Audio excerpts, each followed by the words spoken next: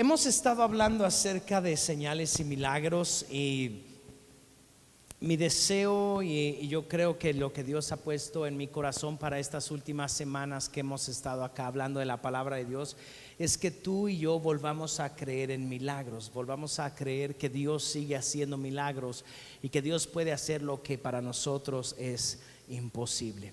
Hay muchas cosas que para nosotros son imposibles, muchísimas. Por ejemplo, cuando nosotros oramos para que una persona de nuestra familia venga a Cristo, cuando nosotros oramos para que una persona, tal vez no de la familia, pero que algún conocido entregue su vida a Cristo, ¿quién es quien lo puede hacer? Pues el Señor, porque el Señor es el único que puede tocar los corazones de las personas. El Señor es el único que puede hablar directamente al corazón de las personas. Entonces, por ejemplo, eso solamente Dios lo puede hacer. O sanar de un cáncer, sanar de diabetes, sanar de osteoporosis, de alguna enfermedad, de tumores, de quistes, de cualquier cosa que a veces los doctores dicen para mí ya es imposible, yo ya no puedo hacer nada.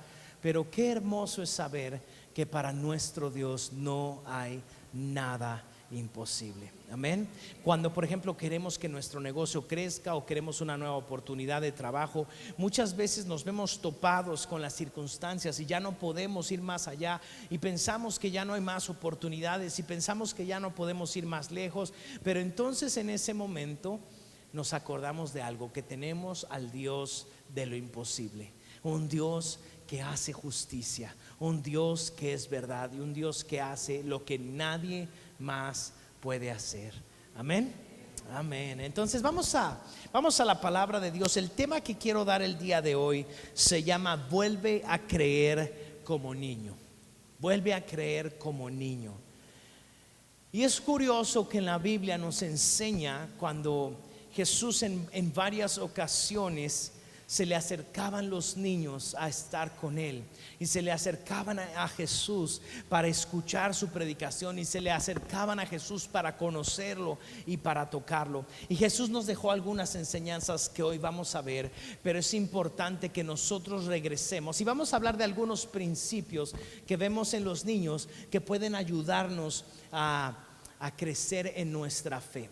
Porque un niño lo cree todo, ¿cierto? Y por eso un niño puede recibir esos milagros. Y cuando crecemos nos vamos volviendo duros de corazón. Nuestro corazón se va volviendo duro y pensamos que Dios ya no puede hacer las cosas. ¿Por qué? Porque tenemos mil excusas, tenemos mil pretextos de por qué Dios no haría las cosas. Y el día de hoy el Señor está hablando a nuestras vidas que volvamos a creer como niños. Amén. Lucas capítulo 18, vamos a la palabra de Dios. Lucas capítulo 18, voy a leer los primeros 4 versículos. Dice: por ese tiempo los discípulos se acercaron a Jesús y le preguntaron: ¿quién es el más importante en el reino de los cielos? Fíjate la pregunta que le hicieron: ¿quién es el más importante en el reino de los cielos? Pongamos el contexto. Jesús, aquí ya vemos, es Lucas capítulo 18. La historia de Jesús ya va avanzada. Cada uno de los evangelios habla de la historia de Jesús desde su perspectiva, pero Lucas ya va en el capítulo 18. Solamente son 24 capítulos de Lucas. Entonces la historia ya va muy avanzada. Quiere decir que estos hombres que caminaron con Jesús ya habían escuchado la palabra de Dios, ya habían escuchado lo que Dios estaba hablando, y Jesús les había dicho: el reino de los cielos viene. Y ellos pensaban en un reino físico, ellos estaban pensando en un reino que iban a poder ver. Ellos esperaban que Jesús se levantara como un rey que los liberara de Roma. Y entonces con esta perspectiva donde ellos decían: bueno, va a llegar Jesús, de pronto un día se va a levantar Jesús en armas, nos vamos a levantar todos, vamos a pelear y vamos a ganar esta batalla, y de repente Jesús va a ser el rey. Pero que Jesús nos diga quién va a ser el más importante después de él, quién va a ser su mano derecha, quién va a ser sus jefes de gobierno, quiénes van a estar a cargo de la economía, quiénes van a estar a cargo de las ciudades. Queremos saber quién es el más importante del reino de los cielos. Ellos tenían una imagen, como muchas veces tú y yo. Tal vez esto para nosotros, ¿cómo podemos aplicarlo? Tal vez para ti y para mí hay una idea y hay una imagen de que algo es lo más importante. El mundo nos enseña que las personas con dinero son las más importantes. Eso nos lo enseña el mundo. Las personas que son famosas, son las más importantes. Los cantantes, los artistas o las actrices, ¿no? En televisión, en películas. Wow, qué importantes son estas personas. Los presidentes de las naciones, los reyes, los millonarios. Pero Jesús, ¿quién es la persona más importante? ¿Quién es la persona más importante? Si tú y yo le preguntamos hoy a Jesús esa misma pregunta que le hicieron los discípulos, dice: ¿quién es el más importante en el reino del cielo? Y Jesús, versículo 2, dice: llamó a un niño pequeño y lo puso en medio de ellos. Entonces les dijo: les digo la verdad, a menos que se aparten de sus pecados. ¿Y de qué pecados está hablando? Está diciendo de aquella lucha en el corazón por ser la persona más importante. Aquel deseo que tenemos de ser los más importantes. Ese egocentrismo tan grande que tenemos, esa egolatría tan grande que tenemos hoy en día, donde queremos estar encima de todos, queremos estar de pie, queremos estar pues en lo alto y decir: yo quiero ser el más importante, yo quiero ser el más visto. Y Jesús dice: tienen que arrepentirse de sus pecados. Tienen que arrepentirse de sus pecados. Tienen que cambiar la manera en la que ven la situación. Arrepentimiento significa un cambio de manera de ver las cosas, un cambio de actuar, un cambio de comprender la situación. Y por eso Jesús les está diciendo: no crean que el más rico es el más importante, no crean que el más famoso es el importante, no crean que la persona que es más conocida es más importante. No. Como cristianos tenemos que quitar eso de nuestra mente, porque esa es la influencia del mundo, pensando que el más importante es el que tiene una casa más grande, un mejor coche. No, nada de eso. Tenemos que ser desintoxicados de eso que tenemos. ¿Por qué? Porque nos encontramos en un mundo tratando de escalar y de escalar y de escalar en esta escalera del éxito, buscando llegar más lejos, llegando a hacer más. Pero el problema es que el corazón está vacío. El problema es que la mente y el corazón no se sienten satisfechos a pesar de todos los logros que tiene el ser humano.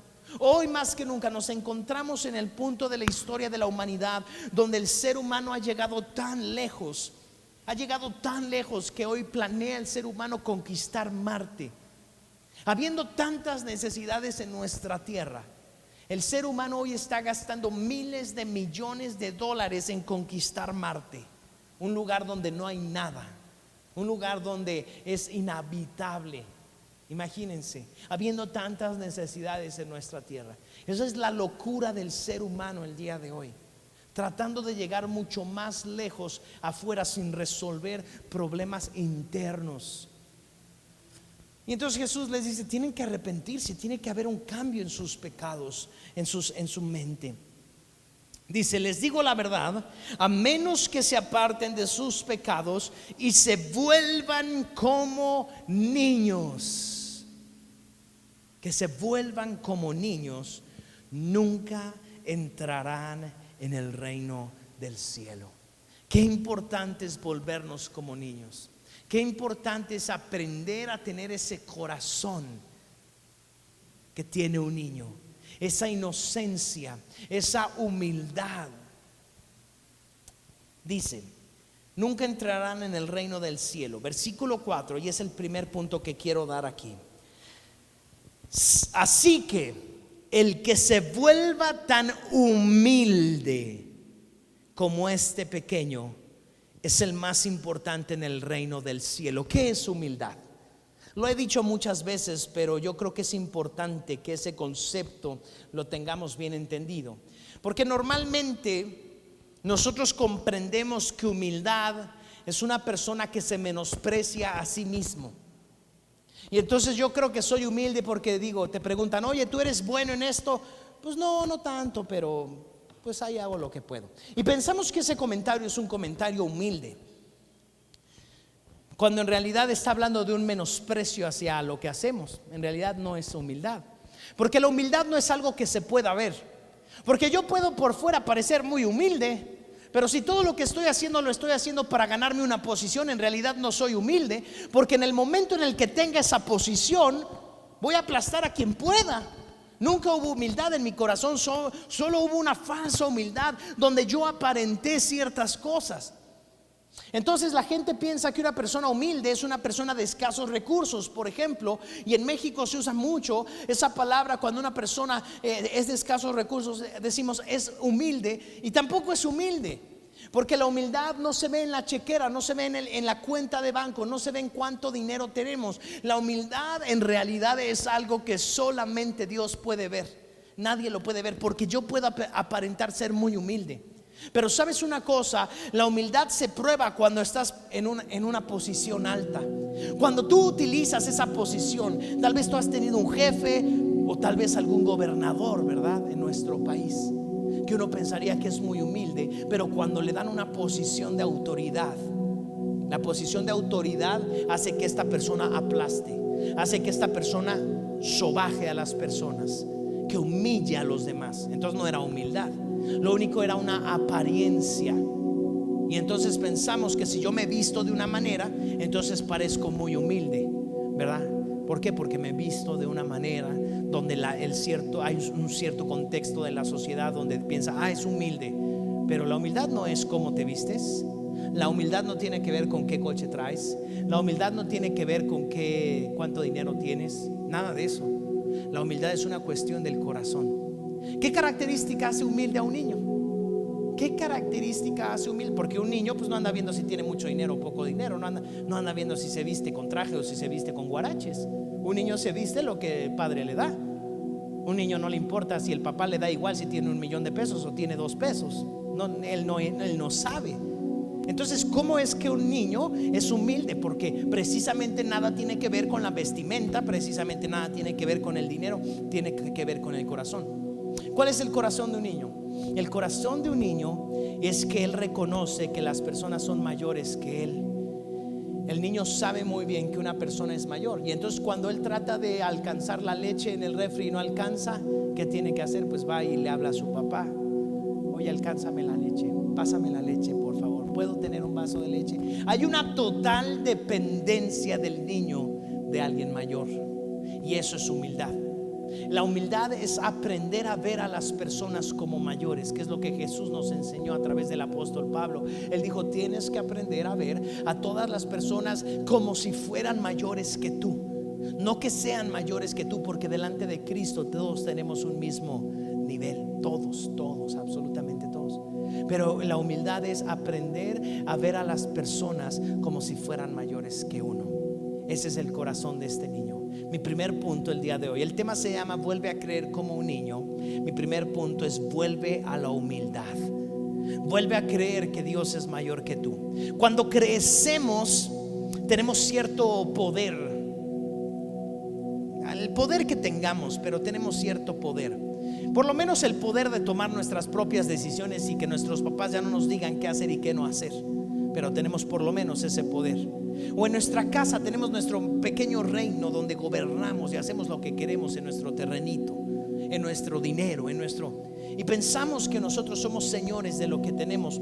Pero cuando nosotros venimos a Cristo, nosotros rendimos nuestra vida y nuestra voluntad al Señor y decimos: Señor, tú eres el que gobierna en mi vida. Y como adulto no nos gusta, porque como adulto veneramos la independencia. Nos gusta ser independientes, nos gusta crecer y decir: yo hago lo que quiero, como quiero y cuando quiero. Pero cuando venimos a Cristo tenemos que tener la humildad de decir: no puedo hacer lo que quiero. ¿Por qué? Porque ahora ya le debo mi vida a Cristo. Porque dice su palabra que Él compró nuestra vida con su sangre preciosa. Y si Él compró nuestra vida, ya no nos pertenece. Caray, como que ya no nos... Entonces ya no puedo hacer lo que quiero. No. Ese es el caminar del cristiano. Regresar a ser como niños es regresar a la paternidad de Dios y saber que ya no podemos hacer lo que queramos con nuestras vidas. Por eso las preguntas que muchos se hacen es: bueno, y si soy cristiano, ¿puedo tomar o no puedo tomar? Y podríamos hacer una votación aquí. A los que les gusta el tequila, levanten la mano: ¿puedes tomar o no puedes tomar? Y unos dirán: pues tal vez sí o pues, tal vez no, ¿verdad? Pero la pregunta verdadera es: Señor Jesús, ¿tú quieres que yo lo haga o tú quieres que no lo haga? Tú quieres, o sea, independientemente está bien o está mal, ¿quieres que lo haga, Señor, o quieres que no lo haga? Esa es nuestra dependencia a Dios.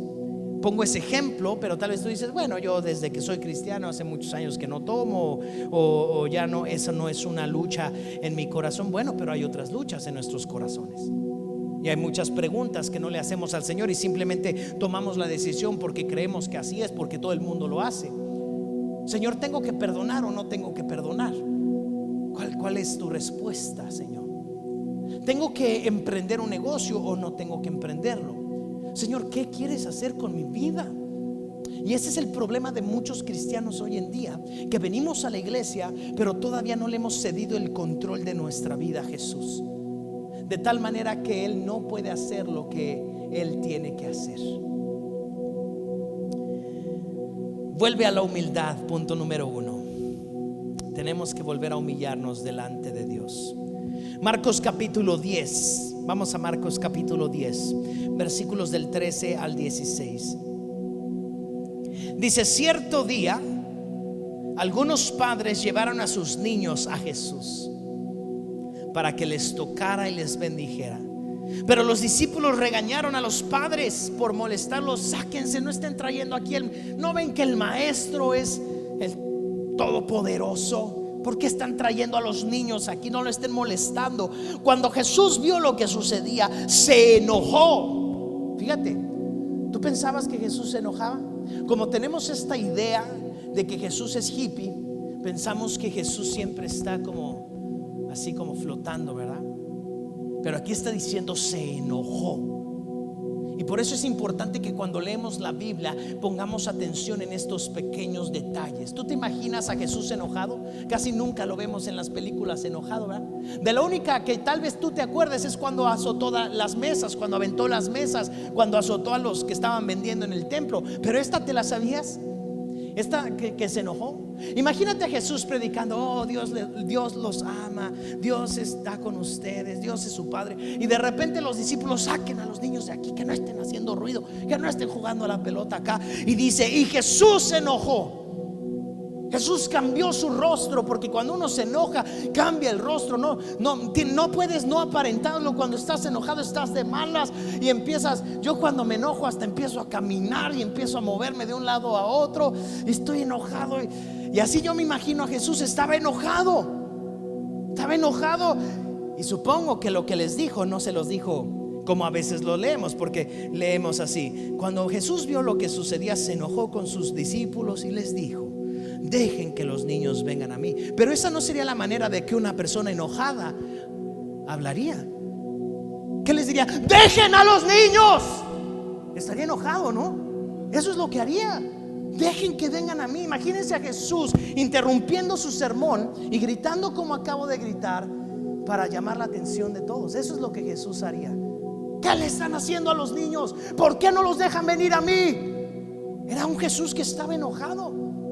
Porque sabes una cosa, la religiosidad fue una de las cosas con las que más batalló Jesús. En el corazón y en la mente, una de las cosas con las que más batallamos es con la religiosidad de nuestros corazones. Tanta religiosidad tenemos que no pensamos que Jesús le gritaría así a sus discípulos. Pensamos: no, Jesús es todo bueno, todo bonito y todo paz. No, aquí dice que Jesús se enojó y les dijo a sus discípulos: dejen que los niños vengan a mí. Imagínenselo gritándole, porque acuérdense de algo: Jesús no predicaba en grupos pequeños así. Ya en este entonces Jesús estaba hablando y miles de personas estaban alrededor de él.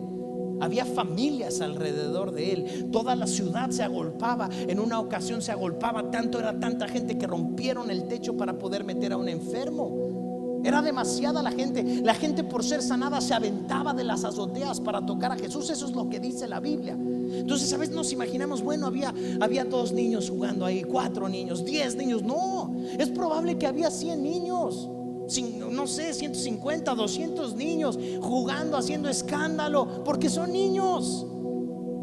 Pero a Jesús no le molestaba.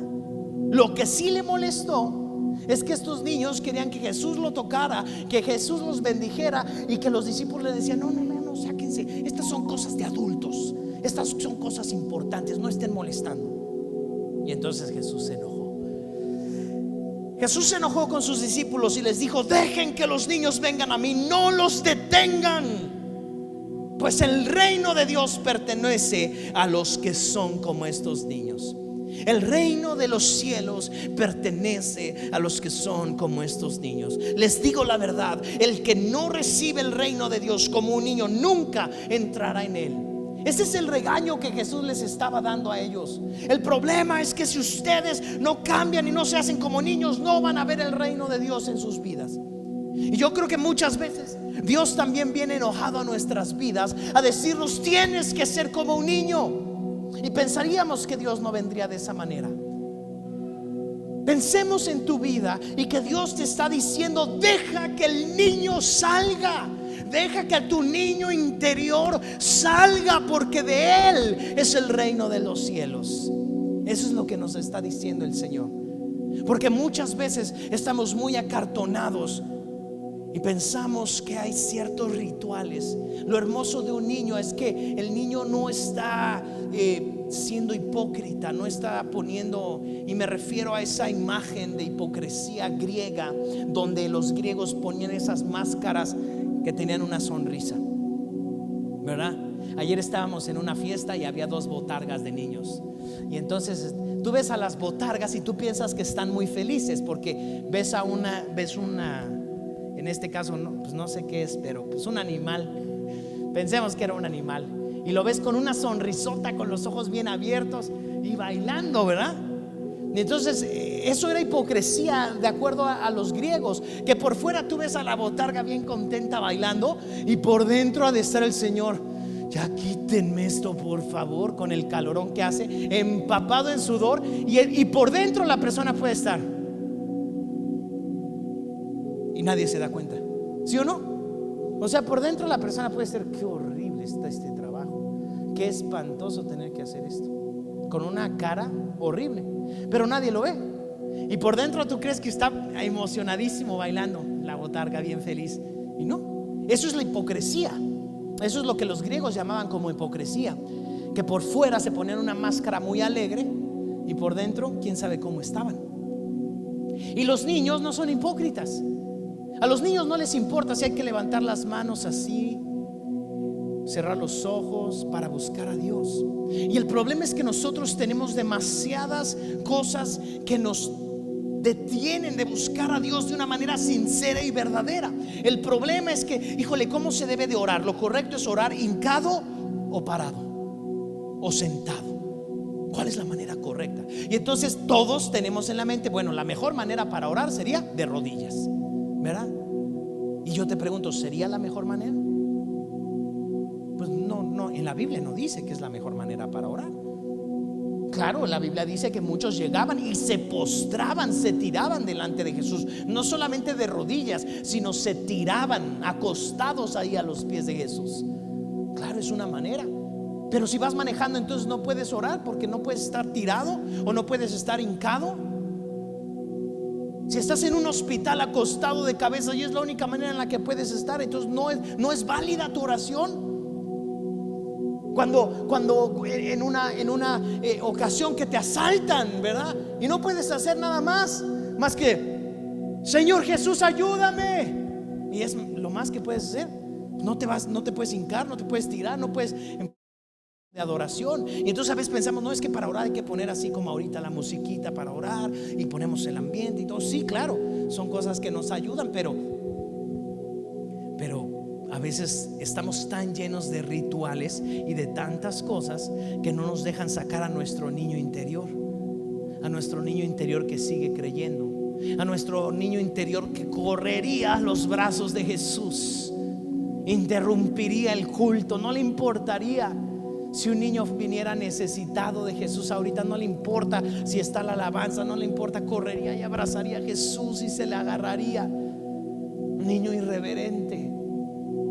Pero ¿sabes una cosa? A Jesús no le importa eso. No le importa si el niño es de una manera u otra. ¿Cómo se enojó Jesús? Ahora quiero que pienses lo mismo, que Jesús está enojando contigo y te dice: deja que tu niño interior salga. Deja que tu niño interior salga. Vuelve a creer como niño. No, Señor, tengo que orar, tengo que hacer esto, tengo que trabajar, tenemos tantas responsabilidades como adultos que el niño lo tenemos reprimido. Nuestra fe de niños la tenemos reprimida. Y entonces ponemos 1000 leyes para que el milagro no suceda. No, el milagro no puede suceder por esto, porque no oré, porque no ayuné, porque no hice. Y a un niño, ¿sabes? Todo eso no le importaría. Y el problema es que actuamos y nos acercamos a Dios como adultos y no nos acercamos como niños. Pues aquí los regañó Jesús. Les gritó, les pegó un grito. Y yo creo que es lo mismo que el Señor nos dice: es que tienes que sacar ya ese niño, tiene que salir. Porque dice aquí, Marcos 10: el reino de Dios pertenece a los que son como estos niños. Y les digo la verdad, el que no recibe el reino de Dios como niño nunca entrará en él. ¿Sabes qué va a pasar? Que si no nos volvemos como niños, si no nos humillamos de nuevo y tenemos esa actitud de niños y ese corazón de niños, no vamos a recibir su reino, porque vamos a poner 1000 excusas y pretextos e ideas.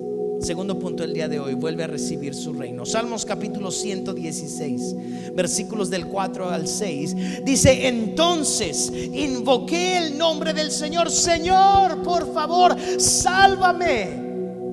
Qué bondadoso es el Señor, qué bueno es Él, tan misericordioso este Dios nuestro. Versículo 6, Salmo 116, versículo 6: el Señor protege a los que tienen fe como de un niño. El Señor protege a los que tienen fe como de un niño. Estuve frente a la muerte y Él me salvó. Había una fe que tenía este hombre que está escribiendo este salmo. Está contando su historia y dice: estaba frente a la muerte. Pensemos, este hombre muriéndose, pensemos que estuviera enfermo, muy enfermo, con fiebre, muriéndose, dolor, donde ya veía doble, ya veía visiones, ya se sentía mal. Y entonces dice: entonces invoqué el nombre del Señor. Señor, sálvame. Porque cuando estamos frente a necesidades como esas, nos sale el niño sí o sí, porque no hay de otra. Porque o nos salva o nos morimos. A veces hasta ese punto es cuando buscamos verdaderamente de Dios, con un corazón de niño, con una fe como la de un niño. Señor, es que o tú me salvas o me muero, o tú haces algo o nada va a suceder. Solamente tú lo puedes hacer, Señor, solamente tú. Y esta es la fe del niño.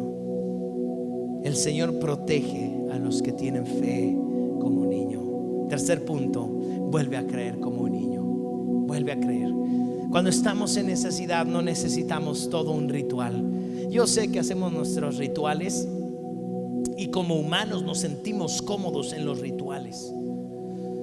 Nos gusta llegar a la iglesia, que esté la alabanza primero, las canciones rápidas, luego las lentitas, como que ya nos van preparando, y ahora sí la prédica y terminamos con otra alabanza. Y nos gustan los rituales y nos gustan las maneras de: no, es que esto tiene que ser así, luego así, 5 minutos y luego 10 y luego 15. Nos sentimos cómodos con estos rituales, nos gustan. Pero un niño no necesita de esos rituales, y la fe de un niño no necesita. Y aunque esos rituales o maneras de hacer las cosas son necesarias, el problema es que muchos cristianos ponen por encima las maneras, ¿verdad? Y por eso hay 1000 distintas denominaciones de iglesias, ¿verdad? Y hay los que dan oblea en la Santa Cena, y hay los que dan galletita, y hay los que celebran todos los domingos la Santa Cena, y hay quienes la celebran como nosotros una vez al mes, y hay quienes lo dan con jugo de uva, y hay quienes lo dan con vino, y hay quienes, eso es por ponerles un ejemplo. El problema es cuando eso se vuelve más sagrado que nuestra fe. que los principios bíblicos. Entonces pensamos, no, los cristianos deben de vestir, las mujeres cristianas deben de vestir de falda a fuerza, cuando no es así. La Biblia no enseña eso. Si te gusta vestir con falda, perfecto. Si no te gusta, también muy bien. Pero entonces ponemos eso por encima de. No, es que los hombres tienen que traer el cabello corto. Bueno, eso tiene que ver mucho con la cultura, tiene que ver mucho con muchas cosas. Pero entonces decimos, no, los hombres tienen que tener el cabello corto. Y ponemos mil pretextos, mil rituales que nos hacen sentir cómodos y que nos hacen sentir más espirituales. Pero no hay nada más espiritual que más bien ser como un niño. Eso es lo más espiritual, porque un niño tiene la confianza de acercarse a su padre, de buscar al Señor, de buscar su preciosa presencia, de estar con el papá, de recibir su abrazo, de confiar completamente. Al niño no le importa si trae el cabello largo, lo trae corto, si trae la falda corta, si trae la falda larga. En una ocasión, cuando avientan a una mujer que había sido sorprendida en adulterio, pues ella no traía ni falda ni nada. Ella la trajeron en el adulterio y la echaron ahí enfrente de Jesús, prácticamente desnuda o semidesnuda, como haya venido. Si más, cuanto más, pues tal vez una sábana traía.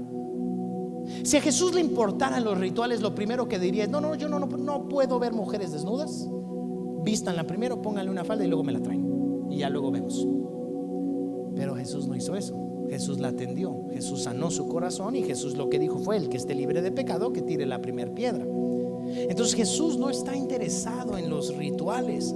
Y el problema es que en su tiempo la gente estaba bien interesada en la religiosidad y los rituales, y hoy en día tal vez también. Entonces, ¿cuánto debemos de orar? 1 hora. ¿Por qué 1 hora? ¿Dónde dice la Biblia que tenemos que orar 1 hora?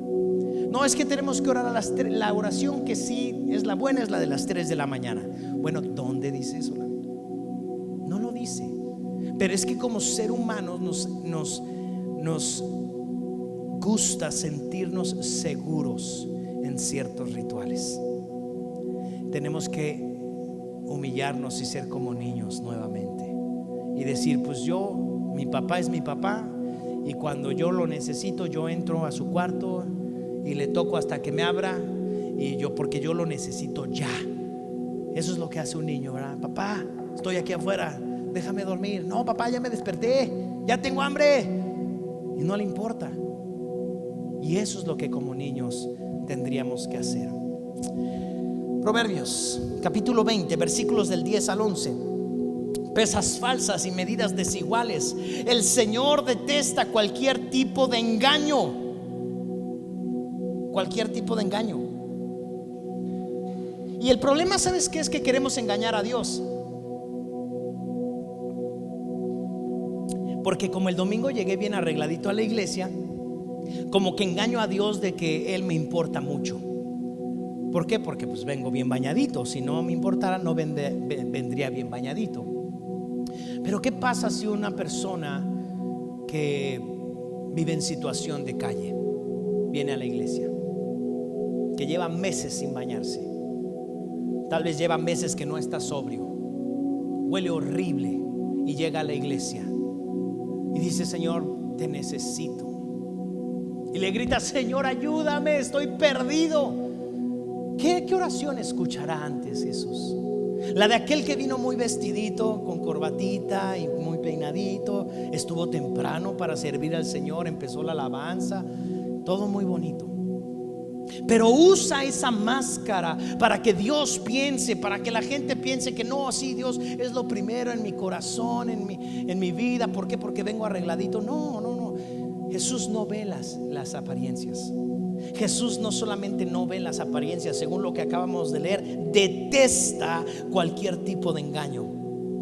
Detesta cualquier tipo de engaño. Y si entrara este hombre todo sucio, de meses que no se baña, todo perdido en alcohol, si entrara aún ebrio,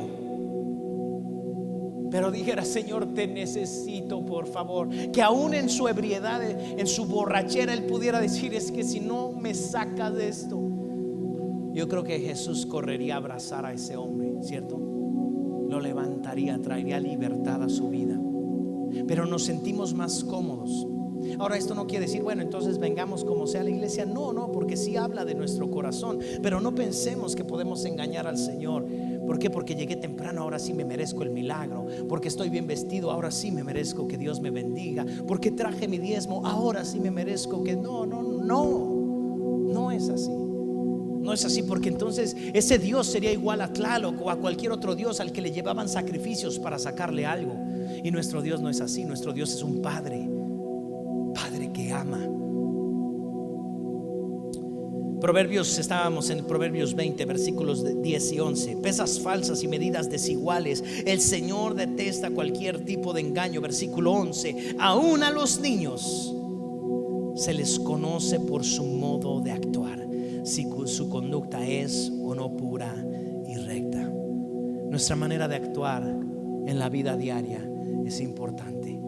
Aún a los niños se les conoce. Y quiero aquí darte un punto, creo que es el cuarto. Vuelve a la inocencia. Qué importante es volver a la inocencia, porque muchas veces nuestras acciones son resultado de la malicia que hay en nuestros corazones.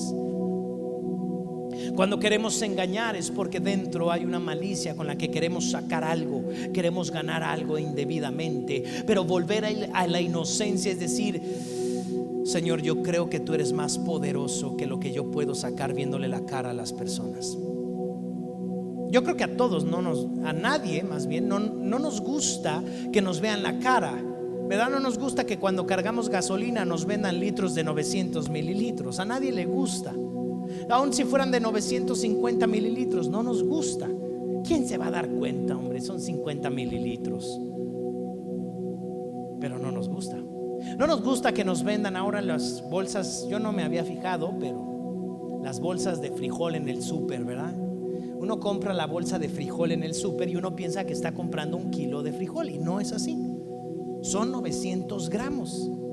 Y entonces tú te llevas tu bolsa pensando que llevas 1 kilo. No llevas 1 kilo, llevas 900 gramos. Y es una cuestión de mercadotecnia. Claro, pues te lo venden en lo que sea y estás pagando lo que dice ahí. Pero pues yo tengo la idea de que si agarro una bolsa del súper de frijoles de 1 kilo, y no es de 1 kilo, es de 900 gramos. Y eso en el súper. Pero cuando vas al mercado y pides 1 kilo y la balanza está toda truqueada y te dan 900, pues te vas con la idea de que sí compraste ahí, hasta te lo pesaron. Es horrible. Es horrible ser engañado. Por eso es importante que como niños volvamos a la inocencia, que le pidamos al Señor que nos regrese a la inocencia, a creer, porque la inocencia es la que nos permite creer que el milagro sí puede suceder. Cuando estamos llenos de malicia, dejamos de creer. Pensamos que no, Dios ya nunca se va a acordar de mí. Dios ya no va a hacer nada en mi vida. No creo que Dios pueda hacer algo, porque ya nos llenamos de malicia. No, Dios ya no va a cambiar a esta persona. No, Él nunca va a venir a la iglesia. No, esto nunca va a suceder en mi vida. Y la inocencia es volver a creer. La inocencia es volver a decir, yo creo que Dios sí puede tocar el corazón de esta persona. Yo creo que esta persona sí puede ser transformada. Yo creo que Dios sí puede hacer el milagro aunque yo no lo vea con mis ojos. Yo creo que Dios es todopoderoso. Eso es volver a la inocencia. Y como niños tenemos que regresar a esa inocencia, porque a veces esa malicia que hay en nuestro corazón es la que no nos permite ver milagros. Y yo le pido al Señor que Él nos regrese a esa inocencia y podamos nuevamente creer y decir, aunque parezca imposible, yo tengo un Padre que puso el sol y la luna y las estrellas en su lugar de una manera perfecta. Y si lo hizo, y si puso cada partícula subatómica en su lugar, Él puede hacer lo que sea. Él puede hacer lo que sea. Y yo sé que lo va a hacer. Eso es la inocencia. Amén. Lucas 10:21. En esa misma ocasión Jesús se llenó del gozo del Espíritu Santo. Se empezó a gozar. ¿Se acuerdan que se había enojado el Señor? Primero se enojó y pensabas que no, Jesús nunca se enojaba. Y hasta cuando grité muchos se asustaron. Quieren que vuelva a gritar es que nada más era para despertarlos. Ya están bien despiertos. Ahora ya no, Jesús ya no está enojado, ahora Jesús está gozoso. Dice, Jesús se llenó del gozo del Espíritu Santo y dijo: oh Padre, Señor del cielo y la tierra, gracias por esconder estas cosas de los que se creen sabios e inteligentes. ¿Cómo te imaginas a Jesús gozoso? Pues para que lo describieran como gozoso, yo me lo imagino riendo, ¿no? Echando una carcajada. Señor, wow, tú, Señor del cielo y de la tierra, gracias. Una sonrisa grande. Gracias por esconder estas cosas de los que se creen sabios. Aparte, se estaba gozando el Señor de que Dios le escondió a los que se creen sabios, les escondió algunas cosas. Jesús estaba atacado de la risa, estaba gozoso. Se creen sabios e inteligentes por revelárselas a los que son como niños. Sí, Padre, te agradó hacerlo de esa manera.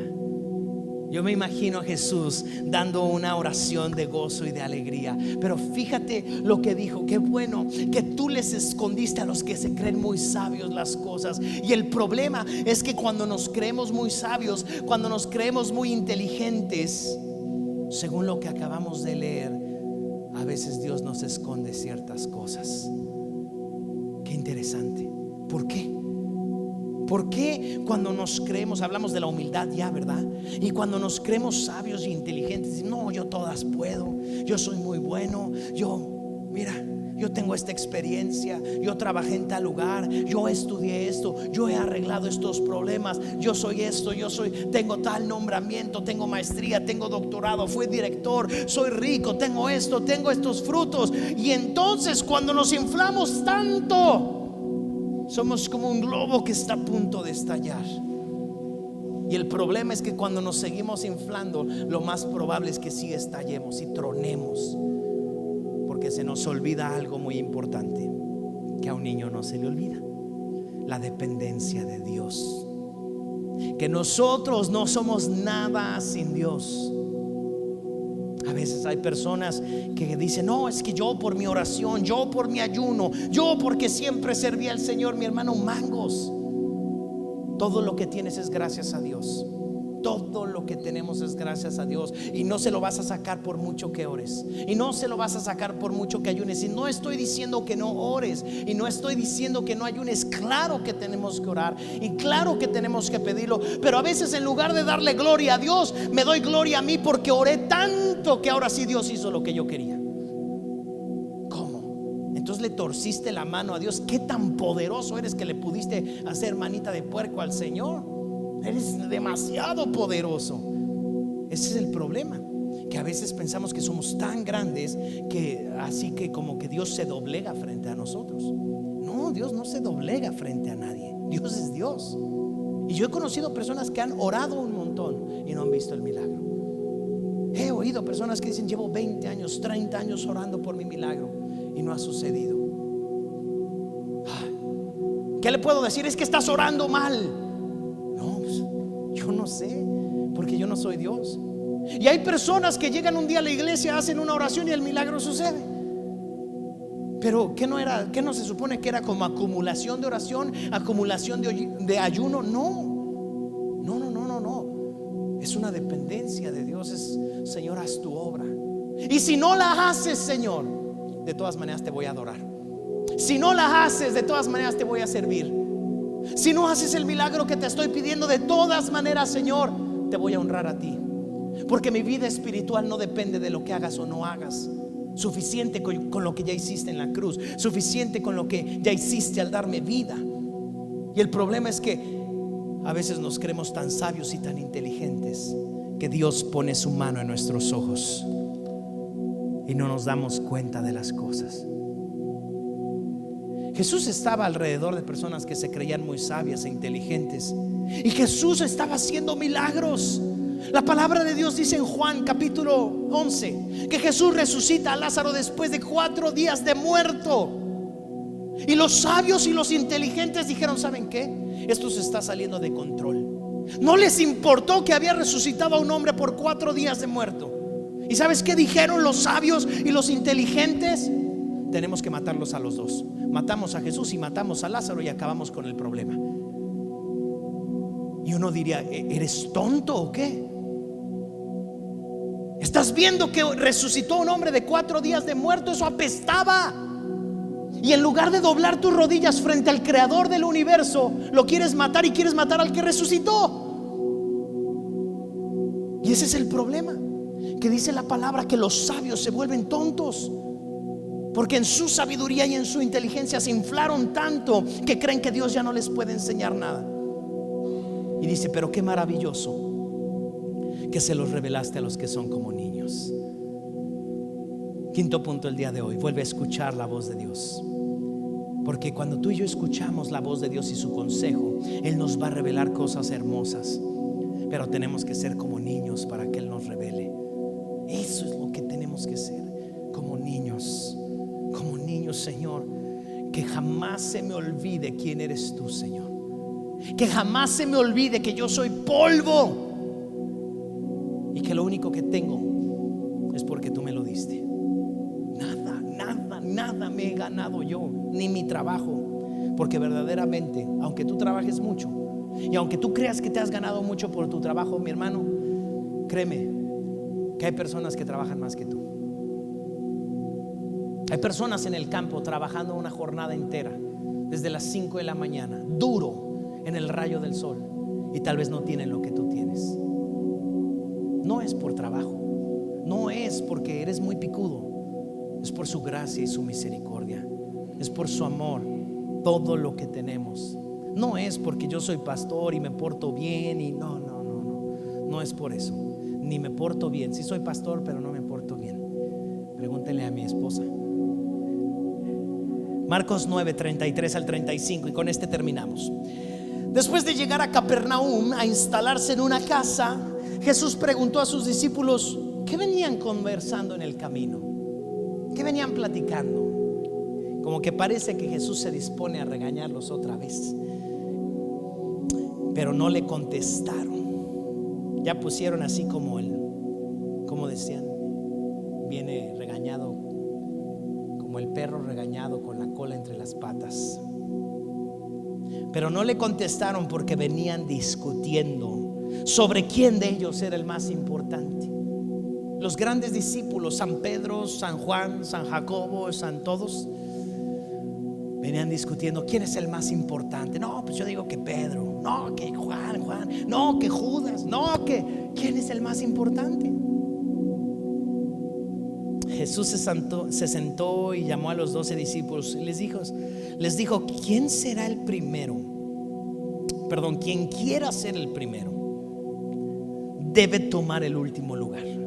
¿Quieres ser el primero? Entonces toma el último lugar y sé el sirviente de todos los demás. El reino de los cielos es el reino del revés. El mundo nos enseña que el más importante, ya lo dijimos, el más rico, el más poderoso, el que tiene más gente a su cargo, el que manda más. Y Jesús dice, ¿ustedes quieren ser el más importante en el reino de los cielos? El reino de los cielos es al revés. El reino de los cielos es un reino de fe. El reino de los cielos es un reino donde el corazón está siendo probado constantemente. Entonces, ¿quieres ser el mayor? Sé el sirviente de todos. Ese es el mayor. Hay quienes piensan, bueno, sí, voy a ser el sirviente y luego Dios me va a poner hasta arriba. No, ese no es el reino de los cielos. Ir hasta arriba no es el reino de los cielos. El reino de los cielos es el sirviente. Ese es el mayor. No el famoso, no el rico, no todo lo que el mundo diga hoy que es lo máximo. No, eso no trae felicidad. Ya lo hemos visto. Los más ricos se acaban suicidando. Los más ricos acaban perdiendo a sus familias. Los más famosos se acaban muriendo y dejan todo. Los actores, actrices más famosas con voces privilegiadas, ¿se acuerdan de esta mujer que cantaba impresionantemente, Whitney Houston? ¿Cómo acabó? Una voz que Dios le dio impresionante, cantaba en la iglesia de joven. ¿Y cómo acabó? Tenía todo, tenía una mega voz, tenía una figura, tenía fama, tenía dinero. Es que sabes qué? Que el reino de las tinieblas constantemente nos dice, ¿te acuerdas cuando el diablo tentó a Jesús? Le dijo: yo te daré todos los reinos de la tierra, yo te daré todas las riquezas, lo único que tienes que hacer es adorarme. Y Jesús le dijo: solo a Dios adorarás y solamente a Él servirás. Tienes que ser un siervo. Versículo 36. Entonces puso a un niño pequeño en medio de ellos. Les dice: el que quiera ser el mayor de ustedes sea un sirviente. Entonces llamó a un niño pequeño en medio de ellos y tomándolo en sus brazos les dijo: todo el que recibe de mi parte a un niño pequeño como este me recibe a mí. Hay algo hermoso en los niños, y es que son servidores. Para los que tenemos hijos chiquitos podemos verlo. Yo le digo a mi hija, la chiquita: mi reina, hazme un favor. Sí, papá, tráeme esto. Sí. Y va y se siente alegre por el hecho de haber servido. Punto. Es algo hermosísimo que tristemente cuando crecemos perdemos. Y no necesitamos crecer mucho. Apenas vamos llegando a los 12 años y ya no queremos hacer nada. Pero qué hermoso es que un niño es un sirviente. Y hasta la palabra es como dura, ¿no? Sirviente, híjole, qué feo, como si fuera algo denigrante. Tanto la palabra sirviente es tan denigrante en nuestra sociedad que en la iglesia le decimos a las personas siervos, como pensando que es un título más alto. Pero ¿por qué no sirviente? ¿Por qué no que en lugar de pastor me diga sirviente? Eso sería mucho mejor, porque eso me colocaría en la posición más alta, en la posición de sirviente. No nos gusta lavar los baños de la iglesia, limpiar la iglesia, trapear, llegar temprano. ¿Por qué? Porque híjole, eso es como de medio sirviente, ¿no? Pues no quieres ser el mayor en el reino de los cielos. Sé el sirviente. Seamos los sirvientes. Eso es la cultura que debe de haber en nuestro corazón si queremos ser los mayores en el reino de los cielos. Servir como un niño, volver a servir como un niño. Todo el que recibe de mi parte a un niño pequeño como este me recibe a mí. Y todo el que me recibe no solo me recibe a mí, sino también a mi Padre, quien me envió. Mi último punto número 6: vuelve a servir al Señor. Es tiempo de servir al Señor. Es tiempo de servir al Señor, y no para que el Señor me ponga en una posición alta, porque servirlo ya es mi posición alta. Esa es la posición alta. Como pastor, pues yo te invito a servir en la iglesia. ¿Quieres una posición alta? Vente a servir a la iglesia. ¿Qué hace falta pintar? Vente a pintar. ¿Qué hace falta lavar los baños? Vente a lavarlos. ¿Qué hace falta comprar un bote nuevo? Cómpralo. Si hace falta cambiar y sacar la basura del baño, hagámoslo. Y ya, tú sacas la bolsa llena de papel sucio del baño, le haces un nudito, y esa simple acción te convirtió en una de las personas más importantes en el reino de los cielos. Era todo lo que teníamos que hacer.